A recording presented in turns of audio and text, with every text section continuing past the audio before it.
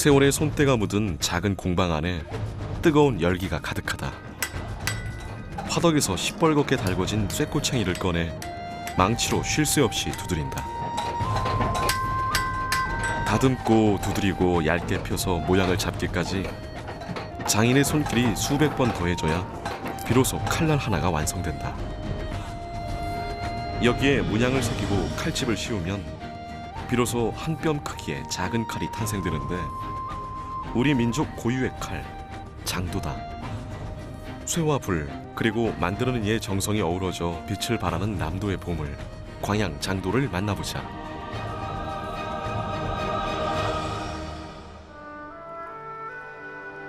광양시 광양읍에 자리한 광양장도박물관. 지난 2006년 1월에 문을 연 우리나라 유일의 장도박물관이다.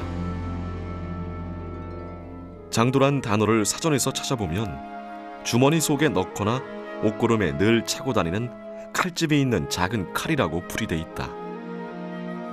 우리 선조들이 늘 몸에 지니고 다녔던 필수품 장도. 지금도 이곳 광양에서 그 맥이 이어지고 있다. 현재 장도장은 이 전남의 광양과 곡성, 그리고 경남 통영, 울산, 경북, 영주 이렇게 5군데가 문화재로 지정이 되어 있습니다. 이 중에서 우리 지역의 곡성과 광양이 중요 무형문화재로 지정이 되어 있습니다. 광양은 그 역사가 오래되고 작품의 예술성이 으뜸간다는 평가를 받고 있습니다. 그래서 우리 지역의 장도가 타 지역과 차별성 있고 예술적 완성도가 높다고 해서 중요 무형문화재로 지정 보호되고 있습니다.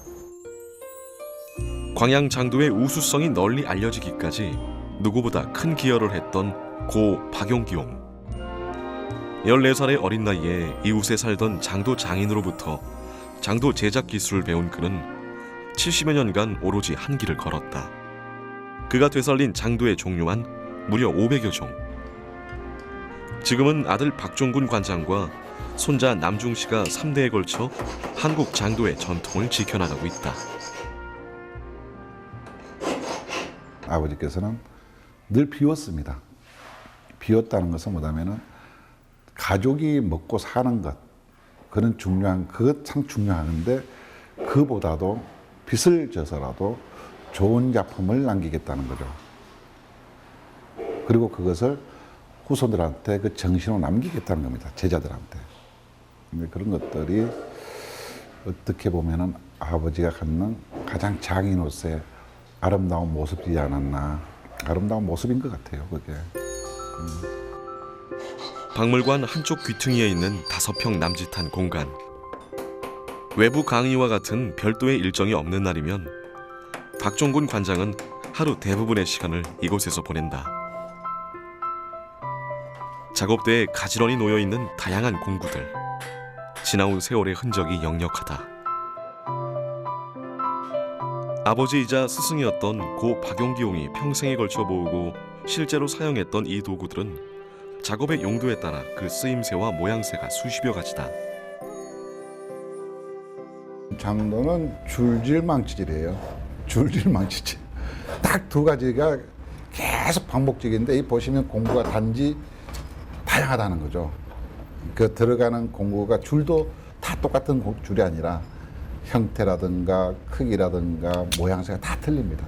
그런 것들이 다 갖춰가는 거죠. 하다못해 이거 형 잡는데도 이 망치 하나 갖고 잡는 게 아니라 이 망치가 때로는 곡선을 갖다가 잡아줄 때는 이런 또 곡선으로 이런 걸로 또 곡선을 잡아주는 거죠. 그러면서 이 두드렸는데 뭐 하루 종일 걸리는 거예요. 형태 잡는데. 장도를 만드는 과정은 크게 3부분으로 나뉜다. 칼날과 칼집, 칼자루를 만들고 장식과 부속을 제작해 각각의 모든 부품들을 조립하면 비로소 하나의 장도가 완성되는데 큰 것부터 세밀한 작업까지 무려 177개의 공정을 거치는 무척이나 고된 작업이다. 그렇다 보니 제작 기간도 당연히 길다. 최소 3일에서 길게는 3년씩 걸리기도 하는데 자칫 서두르거나 마음이 흐트러지면 어디서든 표가 나기 마련이다. 장도는 시간과 정성의 산물이다. 사실 뭐 집중 안 하는 건 없죠. 뭐 무엇이든지 다 집중을 해야 되는 부분인데 특히 장도 제작 같은 경우도 그래서 이 공방은 이제 주위 사람들 일반인들이 못 들어오게 합니다. 왜냐하면 집중해야 되는데 옆에 사람이 들어와 버리면은 어떤 분산돼 가지고 작품이 흐트러져 버려요. 그것도 특히 칼을 만들기 때문에 그래서 되게 좀 집중이 필요합니다. 뭐 잘못하면 또 다칠 수도 있고 하니까. 그렇다면 장도의 칼은 어떻게 만들어질까? 손으로 풀물을 밀었다 당기길 수차례. 화덕에 적당한 불 온도가 맞춰지면 쇠를 달고 모루에 올려놓고 망치로 수백 번을 두드린다. 쇠가 얇게 펴지면 칼 모양으로 잘라 표면을 매끄럽게 다듬어 기름에 열 처리를 해주는데 처음엔 날 부분만 살짝 담가 식혔다가 다시 전체를 담가야 강하면서도 부드러운 칼이 만들어진다. 이렇게 까다로운 과정을 거쳐 완성된 칼에는 정으로 글씨와 무늬를 새겨 넣는다. 꾸준히 한 우물을 파는 장인 정신과도 일맥상통하는 단어, 일편심. 왜 옛 선조들은 칼에 이런 글귀를 새겨 품에 지녔을까? 이제 여인들은 자신의 이제 정절을 고귀한 그 결단력으로 지켜내고 또 선비들은 학문과 수양, 거기서 해이해지잖아요. 이런 것들을 다잡기 위해서 아마 칼을 지니면서 그 심신을 수련했다. 또는 어떨 경우는 이제 국가와 명예를 위해서 소중한 목숨을 끊는 그러한 그 도구로서 또 이 그 상징성을 가지고 있던 것이 바로 이 장도였다. 이렇게 볼 수가 있어요. 이제 글씨 일편단심을 쓴 것도 어떤 그 연료의 상징성이 거기에 들어있다. 이렇게 볼 수가 있어요. 그러니까 조선 후기에 이런 얘기들이 나왔다고 볼 수 있겠죠. 인류의 역사와 함께 발전해온 칼의 종류는 무척이나 많다. 그 중에서도 화려하게 꾸민 작은 칼 장도는 한국과 중국에 비해 도검 문화가 가장 발달한 일본에도 없는 우리 민족만의 독특한 칼 문화를 보여주고 있다. 때문에 오늘날 장도는 단순한 무기의 차원을 넘어 칼을 정신적, 문화적 가치로 승화시킨 예술품으로 평가받고 있다. 우리 한국 장도만이 갖는 이제 성격이 있어요. 그 성격이 인류 어떤 지구촌에서 다른 그 국가에서 볼 수 없는 부분이죠. 그것은 첫째는 이 장도가 갖는 어떤 A형의 예술성입니다. 예술성이라는 것은 이제 어떤 장도를 갖다 일상생활에 쓰이는 칼은 단순화를 시키는데 한국 장도 같은 경우는 금은 보화로 만듭니다. 금은 보화로 만들었다는 것이 가장 특징적이죠. 그러면서 거기다가 어떤지 그 문양이라든가 어떤 기법들을 갖다 다양한 기법들을 갖다가 활용해서 그것을 갖다 예술로서 또 승화를 더 업시킵니다. 신석기 시대 돌칼을 장신구처럼 몸에 차고 다니던 습관에서 시작된 우리나라 장도 문화는 조선시대 와서 화려하게 꽃을 피웠다. 당시 왕실의 장도는 왕실 경공장에 소속된 6명의 장인이 전담 제작했고 일반 백성들이 쓰던 장도는 광양과 곡성 등 전국에 분포된 사장들이 만들었다고 전해진다. 흔히 장도하면 여인의 순결을 상징하는 은장도를 떠올리지만 실제로는 남녀의 구분 없이 사용했던 생활 필수품의 하나였다고 한다. 원래 이 장도라는 것이 여성 전유물이 아니었었고 실제로 남녀가 공이 같이 착용하는 놀이개였습니다. 예, 그렇게 조선 초기만 보더라도 연산군이 사대부가 아닌 일반 서민들은 착용하지 마라 그런 이제 어명이 있거든요. 그러고 보면은 남자들도 공이 사용했는데 나중에 이제 조선 후기로 오면서부터 여성의 전유물로 이렇게 아마 폐용했던 것으로 그렇게 알려지고 있어요. 조선시대 장도는 중국인들에게도 인기가 높았다. 특히 은장도는 중국 관리가 가장 선호하는 선물이었는데 당시 조선 조정에서 그 수요를 맞추느라 매우 골치가 아팠다고 전해진다. 장도의 칼집과 칼자루는 금과 은, 옥과 비취, 대나무 등 다양한 재료를 이용해 만든다. 그 중에서도 은은 깊이 있는 색깔과 질감을 품고 있어 예로부터 장도의 재료로 널리 쓰여왔다. 뜨거운 열기를 뿜어내는 화덕에서 은을 녹인다. 은은 고유의 색을 내는 일이 여간 까다롭지 않아서 손이 무척이나 많이 가는 재료다. 물론 현대적인 장비나 기술을 사용하면 작업 속도가 빨라지겠지만 박 관장은 여전히 전통 방식 그대로를 고수하고 있다. 사실 그래요. 산소 같은 거 그걸로 오면은 이거 저기 한 10분에서 한 20분 사이면 녹아버려요.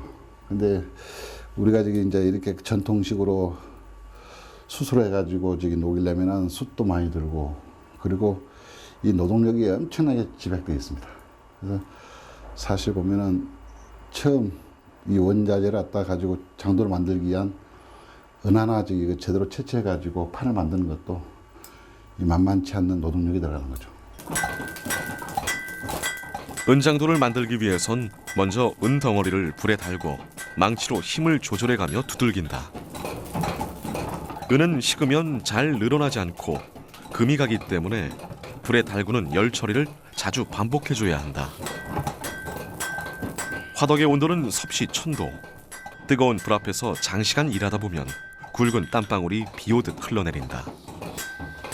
기계의 힘을 빌리면 금방 해결될 일인데 오로지 장인의 두 손으로 해낸다. 드디어 고대하던 순간, 오랜 시간과 정성을 들인 만큼 다행히 제대로 된 은판이 완성됐다. 얇게 편 은판으로 이제 칼집과 칼자루를 만들 차례다. 먼저 필요한 모양으로 은판을 잘라서 줄로 가장자리를 매끈하게 다듬는다. 그런 다음 둥글게 감싼 은판을 작은 망치로 두드려 모양을 잡아준다. 그동안의 노력이 물거품이 되지 않게 단 한순간도 방심해서는 안 된다. 장도를 만들면은 이게 한 짝만 가지고는 안 돼요. 이게 두 짝이 칼집이 됩니다. 두들겨 가지고 똑같이 두드려야겠죠. 그래 가지고는 이게 하나가 반대편 마주치게끔 해서 이게 따듬어 가지고 나중에 땜을 하게 돼 있어요. 땜을 하게 되면은 이게 하나가 되는 거죠. 칼집이. 그리고 역시 또 칼자루도 마찬가지로 두 개를 두드려야 되겠죠. 단지 이제 차이는 칼집은 길고 칼자루는 짧다는 거죠. 그리고 그게 맞춰서 이제 장식이 들어가는 거죠. 지난 2013년 SBS에서 방영된 사극 드라마 장옥정.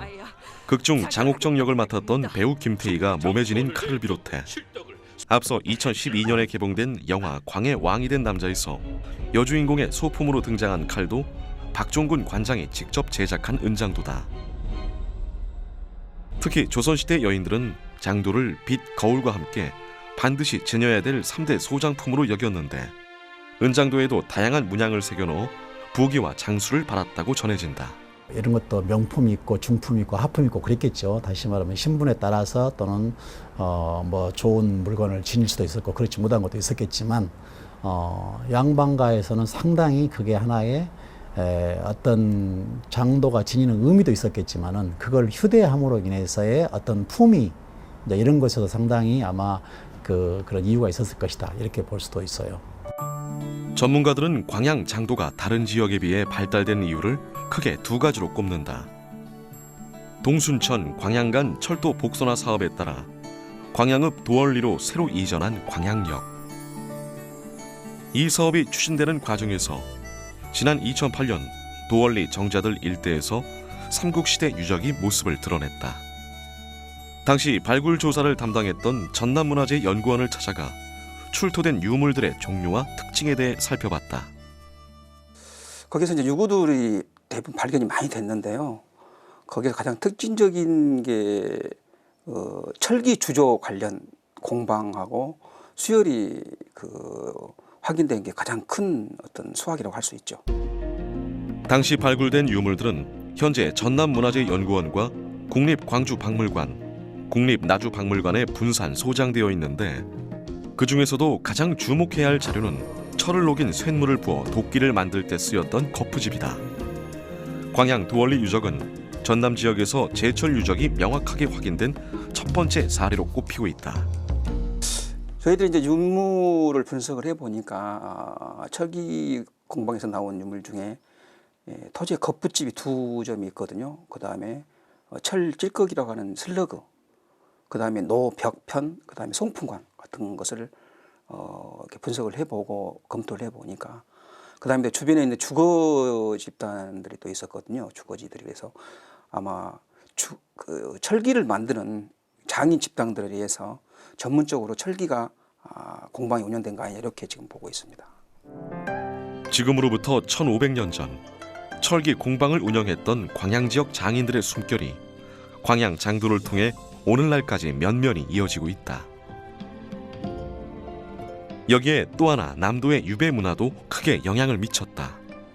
조선시대 광양으로 유배되어 온 많은 선비들이 충절의 의미로 장도를 만들어 몸에 지녔다는 것이다. 남도의 어떤 그 문화와 예술 이런 것들이 유배와 또는 낭남의 그 영향을 받은 바가 상당히 많거든요. 뭐 미술 같은 경우도 그렇고 남도의 해화 등 그다음에 이제 주변에 있는 뭐 시가 문화라든지 이런 것도 대부분이 그런 경향이 많은데 특히 광양의 장도 같은 경우도 사대부들이 이제 유배를 많이 오지 않습니까? 근데 광양도 상당히 많은 이제 유배지로 이제 그 적합했었던 곳인데 그 유배 왔던 사대부들이 자신이 섬기던 임금에 대한 충과 의가 절대 변하지 않는다. 그래서 그 굳은 결의를 다지면서 그런 충의를 드러내기 위한 수단으로서의 장도를 몸에 지니지 않았느냐 이렇게 보고 있어요. 광양의 장도박물관이 문을 연 지도 올해로 9년째. 요즘 박종근 관장이 작품 제작 못지않게 열정을 쏟고 있는 부분은 청소년들을 위한 교육 프로그램이다. 체험은 연령별 수준에 맞춰 칠보와 점토 등 다양한 공예 기법으로 진행되는데 장도에 담긴 역사적, 문화적, 예술적 가치를 직접 경험해 볼 수 있는 흔치 않은 기회라서 높은 호응을 얻고 있다. 모양으로 그대로 장도 프레임에다가 칠보라는 칠보 공예를 하는데 거기다가 유리질에 가루를 올려서 700도, 800도 되는 가마에 올려서 구워내는 장도를 자기만의 장도로 만들어가지고 아이들이 많이 가져가고 있고 더 어린 아이들 같은 경우에는 지점토나 아니면은 뭐 나무를 이용한 장도를 만들어서 자기만의 장도로서 또 가지고 가기도 합니다. 지난해 행정자치부가 주관한 지역 향토 명품 육성 2단계 사업에 선정된 광양장도. 국비와 도비, 시비 등 총 4억 원의 예산이 광양장도의 실용화를 위해 투입될 계획이다. 이게 너무 그 가치만 따지다가 보니까 비쌉니다 지금. 재료가 너무 은으로 세공을 하는 그런 것이기 때문에 비싸기 때문에 조금 다양한 품목을 좀 개발해가지고 실용화하는 그런 방향으로 이것을 해나갈 그런 생각입니다. 그런데 전통 공예의 맥이 서서히 사라져가고 있다. 그나마 장도는 박종근 관장에게서 이제 아들에게로 이어지고 있다. 아버지에 이은 3대째 대물림인 셈이다. 아버지의 기술을 이제 완벽히 습득할 수 있을 때까지 노력하는 것, 이게 제가 맨 처음에 해야 될 일 같고, 이제 만약에 이제 기술이 잘 습득되면은 이제 아버지나 뭐 할아버지의 장도가 아닌 이제 저의 장도를, 저만의 장도를 이렇게 새롭게 만들어서 장도의 발전에 이렇게 기여하는 것, 뭐 이런 게 뭐 이렇게 간단한 계획 정도 가지고 있습니다. 효과가 안 난단 말이에요. 아버지의 어깨 너머로 보고 들은 것들을 하나도 놓치지 않으려고 애쓰는 아들 남중 씨. 넓혀가면서 하나하나 밀다 보면은 장도에 대한 무한한 열정 하나로 오롯이 한 길을 걷고 있는 아버지처럼 그도 이 길을 묵묵히 걸어갈 생각이다. 다양한 재료를 이용해 다양한 방법으로 만드는 장도 제작 기술은 조선시대 공예 문화의 결정체로 꼽힌다. 한국을 대표하는 전통 공예품으로서의 그 예술적 가치는 이미 해외에서 인정받았다. 지난 2008년 파리 국제 박람회장 한켠에 광양 장도가 전시됐다. 당시 선보인 장도는 유럽인들 사이에 큰 인기를 모았다. 장도가 가진 실용성과 예술성을 높이 산 것이다. 이처럼 한국 전통 공예품의 유럽 진출 성공 가능성은 꽤 높지만 여전히 해결해야 할 과제가 많다. 우리가 알고 있는 대로 복고창신이라는 말이 있지 않습니까? 옛것을 알아서 새로운 것을 만들어내는 거예요. 그게 문화 융성의 어떤 그 정신입니다. 그게 곧 그 장도의 정신이고, 장도가 앞으로 많이 또 그 문화상품화되어 세계화되고 이렇게 해서 지켜지고 그걸 더 많이 또 제작이 됐을 때 우리나라의 그 장도가 세계화되고 또 많은 그 시장을 점유할 수 있겠다 이렇게 봅니다. 그래서 그렇게 되기를 희망합니다. 제가. 예. 실용적이면서도 아름답고 화려하면서도 친근한 한 뼘 크기의 작은 칼, 장도. 우리 민족의 기계와 정신이 오롯이 담겨있는 광양 장도가 세계 속의 장도로 계속 뻗어나가길 기대해본다.